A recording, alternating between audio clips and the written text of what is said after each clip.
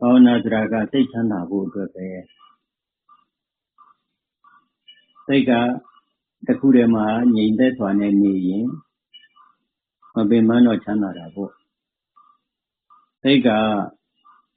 ဖြစ်ပြီးမရှိတော့ပါဘူးသူ့သဘောနဲ့သူလာတာပါအဲ့ဒီလိုအတိလေးနဲ့လွတ်အောင်နေရင်ဒါလည်းစိတ်ကသက်သာချမ်းသာတာ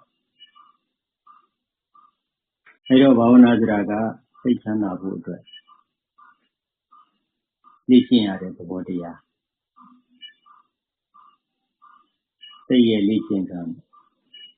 ဒါနကပိဋကန္နာရုပ်ပိုင်းဆိုင်ရာ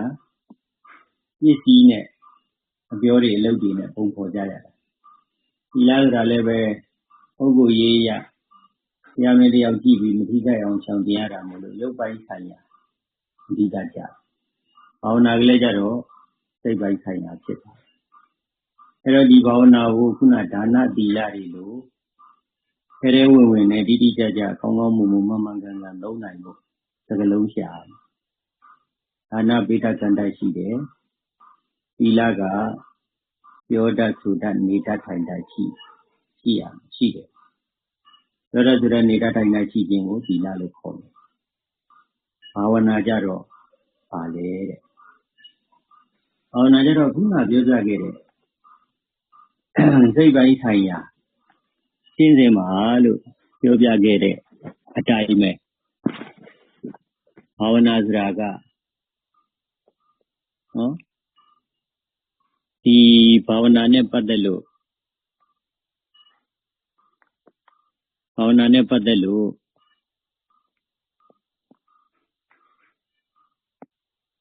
သူပြောတဲ့စကားလုံးလေးနဲ့အဓိပ္ပာယ်ကိုရှင်းအောင်အတိအကျအသုံးပြုနိုင်အောင်အဲ့ဒါကိုဘယ်လိုသုံးမလဲဝိတကန္တနေတတ်ထိုင်တတ်ပြောတတ်ဆိုတတ်ဘာဝနာကလေးကြတော့စိတ်ထားတတ်ဆိုတာလေးနဲ့ပဲစိတ်ကိုထားတတ်မယ်ဆိုရင်စိတ်ကချမ်းသာတော့တာပဲအဲ့တော့စိတ်ကိုထားတတ်ဖို့အတွက်ခုနပြောတဲ့သမထနဲ့ဝိပဿနာတော့လုပ်ငန်းစဉ်တွေပေါ့အဲ့လုပ်ငန်းစဉ်တွေကလည်းပဲတရားဆိုတဲ့သဘောတရားအစဉ်ကိုမသိဘဲနဲ့လုပ်လို့မရအဲ့တော့စိတ်ကိုအေးအောင်ငြိမ်းအောင်ထားတတ်ဖို့ခုနနေတတ်ထိုင်တတ်ပြောတတ်ဆိုတတ်ဆိုရင်ဘာဝနာအတွက်ကစိတ်ထားတတ်စိတ်ထားတတ်တာဘာဝနာလို့ဒီလိုသုံးရအဲ့ဒါဆိုရင်စိတ်ကိုဘယ်လိုထားမလဲဘယ်မှာထားမလဲဒီကဏ္ဍကြတော့ကြပြည့်ပြည့်နည်းနည်းဖြစ်အောင်ဒါပြောရတော့မှာစိတ်ကိုဘယ်လိုထားမလဲစိတ်ထားတတ်တယ်ဆိုတာစိတ်ကိုအေးအောင်ငြိမ်းအောင်ဘယ်လိုထားမလဲလုပ်ငန်းစဉ်မှာတော့သမထနဲ့ဝိပဿနာကိုပြထားတယ်အဲ့တော့သမထနဲ့ဝိပဿနာတရားစဉ်မှာသမထဝိပဿနာလုပ်ငန်းစဉ်မှာသမထနဲ့ဝိပဿနာလို့ပြထားပေမဲ့တရားစဉ်သဘောတရားနေရာပြင်ဘလို့များဒါအတိအကျထုတ်ဖော်မလဲအဲဒီလိုထုတ်ဖော်နိုင်တော့မှပထမဦးဆုံးဒီစိတ်ထားပုံနဲ့စိတ်နဲ့စိတ်ထားနဲ့ပတ်သက်ပြီးတော့စိတ်ထားပုံနဲ့ပတ်သက်ပြီးတော့သိရှိနားလည်ပြီးတော့မှစိတ်ကိုအဲ့ဒီတိုင်းလိုက်ထားနိုင်မှာစိတ်ကိုဘယ်လိုထားမှစိတ်ကသက်သာပြီးတော့အေးချမ်းကြမှာလဲအေးချမ်းပြီးတော့ငြိမ်းချမ်းပြီးတော့သက်သာကြမလဲအလုံးစုံမှာတော့သမထနဲ့ဝိပဿနာအဲသဘောတရားရေးရမှာဘယ်လိုသိတော့မှစိတ်ကိုငြိမ်းအောင်အေးအောင်ထားနိုင်ကြမှာလဲလွတ်အောင်သွားနိုင်ကြမှာလဲဘယ်လိုဖြစ်တော့မှစိတ်ကထားတတ်တယ်ဆိုတာဖြစ်လာမှာလဲအဲဒါဆိုရင်ဥပမာလေးတစ်ခုပြောပြဘူးတယ်အခါတည်းရန်လူငယ်တွေနဲ့တွေ့တဲ့အခါလဲသူတို့ကိုမေးခွန်းလေးတွေနဲ့မေးပြီးတော့ဒီသဘောတရားကိုရှင်းအောင်နော်ဒီသဘောတရားကို ရှင်းအောင်ရှင်းပြခဲ့ပြီးတယ်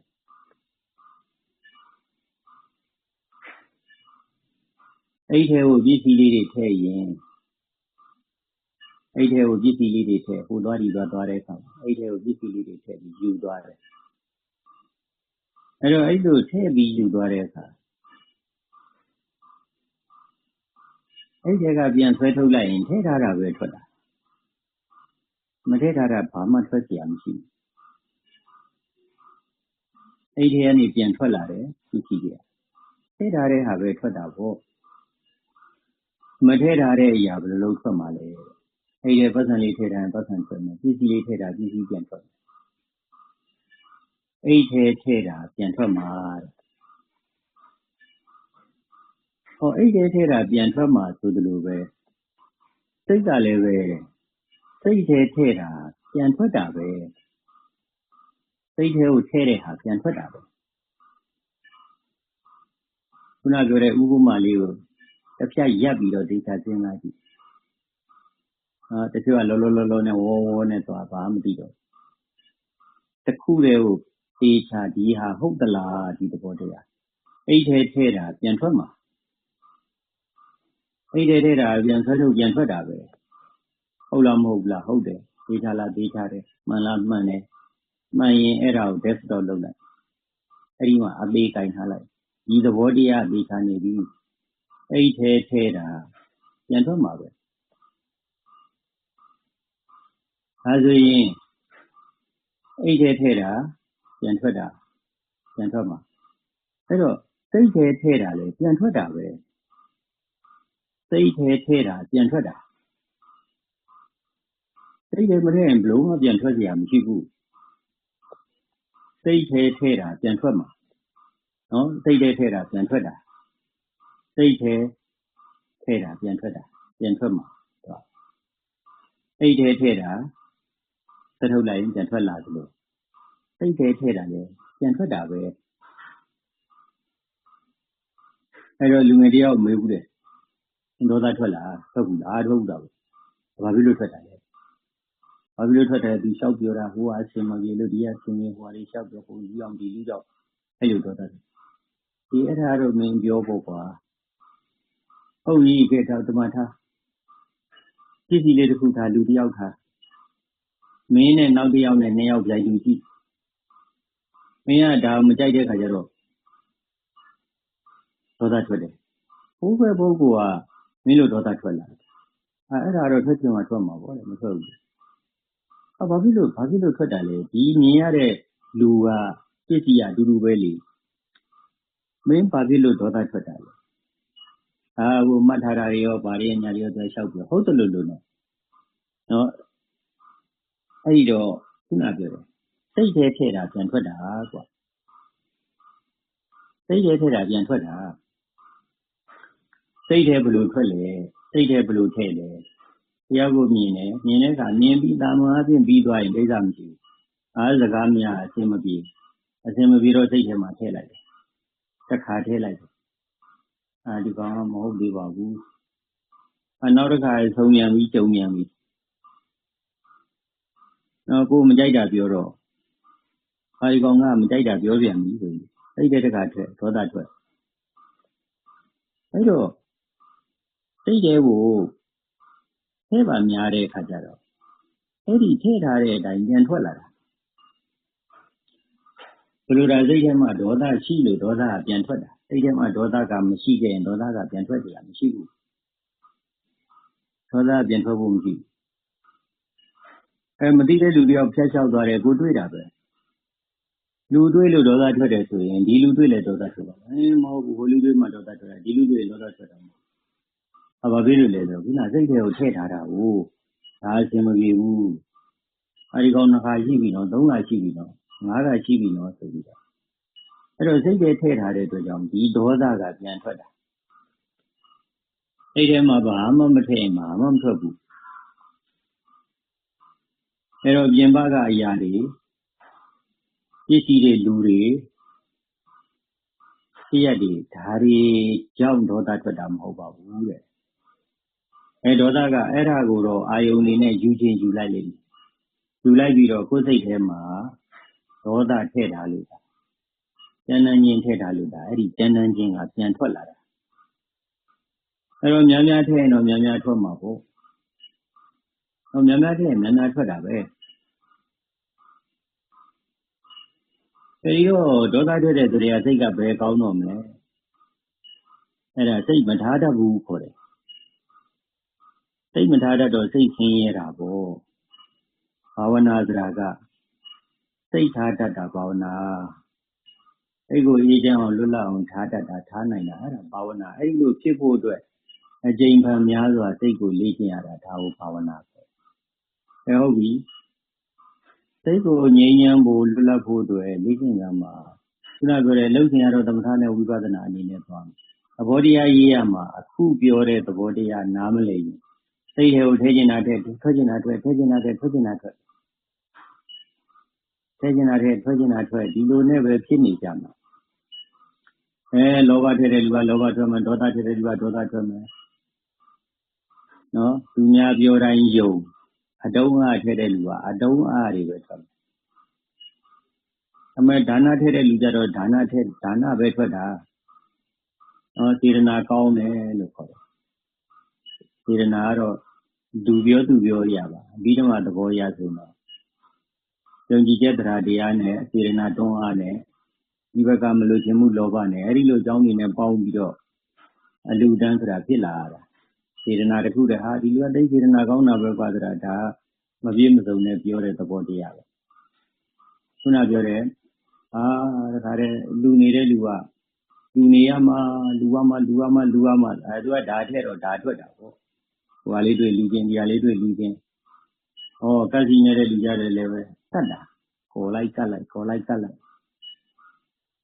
ကပ်ပါများတဲ့ခါကျတော့ကတ်တာပဲထွက်လာတာပစ္စည်းကမထွက်လာဘူးပေးနေကြရင်တွန့်လာမဖြစ်သေးပါဘူးပေးလိုက်ရင်ပုံသွားမှာဒါမပေးသင့်ပါဘူးစေတနာမရှိတရားမရှိအဲ့ဒီလိုတွန်းအားလည်းမရှိဘူးနှမျိုးတွန်းတော့ကတ်စီနေခြင်းနဲ့ထဲပါများတဲ့ခါကျတော့စိတ်ကပစ္စည်းတွေ့ပေးရတော့မှခါမပေးနိုင်တော့ပြောရမယ့်အခါမပြောနိုင်တော့လုပ်ရမယ့်အခါမလုပ်နိုင်တော့အဲ့လိုတွန့်လို့ခြင်းတွေဖြစ်လာတယ်အဲ့တော့ထဲတာထွက်တယ်ဆိုတဲ့ဟာဒါပဲအဲ့ဒီဘာထဲတာလဲတရားထဲတာတရားထွက်မှာပဲတရားအားကောင်းထဲတာတရားထွက်မယ်လောဘထဲတာလောဘထွက်မယ်ပညာထဲတာပညာထွက်မယ်စေတနာသုံးအားတွေကောင်းမွန်တဲ့စေတနာတွေထဲတာကောင်းတဲ့ကုသိုလ်စေတနာတွေထွက်မယ်အဲ့တော့ဟုတ်ပြီဒါကိုဒီမှာရှင်းလို့ရမယ်စိတ်နဲ့စိတ်ထားပမာထားမလဲစိတ်ကပမာနေပြီးပမာထားမလဲဘယ်လိုထားမလဲစိတ်ထားတတ်တာဘာဝနာဒါနဆိုတာပိဋကံတတ်တာသီလဆိုတာနေတတ်ထိုင်တတ်ပြောတတ်ဆိုတတ်တာဘာဝနာဆိုတာစိတ်ထားတတ်တာအဲ့တော့ဟုတ်ပြီဒီဘာဝနာအကြောင်းစိတ်ထားတတ်တာစိတ်ကိုလေ့လာကြည့်လိုက်တဲ့အခါကျတော့ထဲတဲ့ဟာထွက်လာမှာပဲအိတ်ထဲတာပြန်ထွက်တာအိတ်ထဲတာပြန်ထွက်မှာဆိုသလိုပဲစိတ်ထဲတာပြန်ထွက်လာတယ်နော်ခဏအရိသဒနာဖြူရှင်းရဒေါသတိတ်ကြီးတာသူဒေါသကြီးမှာပေါ့မြင်သမျှတွေ့သမျှသူကဒေါသကြီးပဲထဲတာအစဉ်ပြေအောင်လို့ကြည့်မယ်ဆိုတာတခါမှမရှိဘူးအစဉ်မပြေတဲ့ဘက်ဆန့်ကျင်တဲ့ဘက်ကကြီးပဲရှောက်ကြည့်တဲ့အခါကျတော့တခါမှစိတ်ကမအေးချမ်းနိုင်မနှုညံ့နိုင်ဘူးကြမ်းတမ်းတဲ့ဒေါသတွေပဲဖြစ်တယ်ဒါတော့အဲ့လိုထဲပုံနဲ့ရှင်းပုံကြီးဥပမာလေးနဲ့ပြစိတ်ထဲထဲတာကိုယ်ဘာသာကိုတော့မသိလိုက်ပါဘူးစိတ်ထဲကိုဖန်ထဲလိုက်တာလောဘပဲထဲတယ်ဒေါသပဲထဲတယ်အကြိမ်များထဲတယ်ဆိုတာလည်းဘယ်သူမှသတိမထားဘူးဟိုလေးတွေ့လူချင်းတရားလေးတွေ့လူချင်းဒါလောဘထဲအဲ့ဒါများတော့တွေ့သမျှဟာလူချင်းတော့တာပဲဟိုလည်းမကြည့်နဲ့ဒီလည်းမကြည့်နဲ့အတန်ကြားလည်းမကြည့်နဲ့အနံ့ရလည်းမကြည့်နဲ့အဲ့လိုထဲပါများတော့ဒေါသပဲထွက်တော့တာပေါ့အဲ့တော့ကိုယ့်အကူဘယ်လောက်ထဲလို့ထဲမှလည်းမသိ ထဲမှာဘယ်လောက်ရောက်လို့ရောက်နေမှလည်းမသိဘူးမသိပဲနဲ့ခုနပြောသမထရောင်ရောင်ဝိပဿနာရောင်ရောင်လို့မသိပဲနဲ့တော့ဘယ်လိုလုပ်ဖြစ်မှာလဲတဲ့ဒီလောဘဒေါသဘလို့မှရှင်းလို့ရမှာမဟုတ်ဘာဖြစ်လို့ရှင်းလို့မရလဲဆိုတာခုနပြောတယ်မသိပဲဆိုတဲ့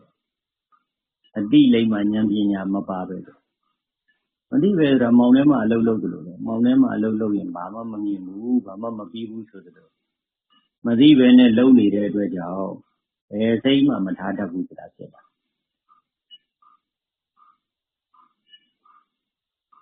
စိတ်မှမထားတတ်ဘူးဆိုတာဖြစ်လာအဲ့တော့စိတ်ထဲကိုဘလောက်တောင်များဆွဲထည့်သွားတယ်လေစိတ်ထဲမှာဘလောက်တောင်များဆွဲချသွားတယ်လေအဲ့ဒါကိုပထမဦးဆုံးသဘောပေါက်ရစိတ်ထဲမှာဒါဆွဲထားပါလားကတ်ထားပါလားတွေးလိုက်တဲ့နေ့တစ်ပိုင်းနဲ့ထောင်းကနေဒီလိုဖြစ်တာစိတ်ထဲမှာထည့်တာများလို့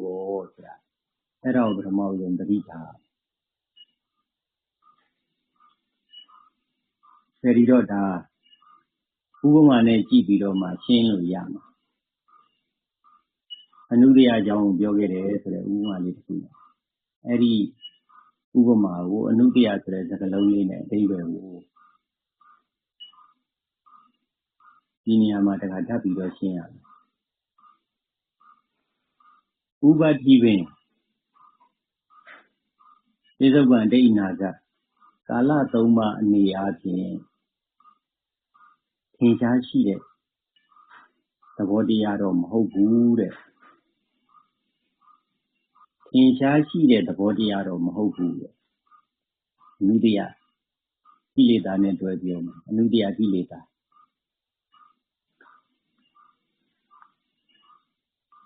ထင်ရှားရှိတဲ့သဘောတရားတော့မဟုတ်ဘူးပြဆိုရင်ပြလို့မရဘူး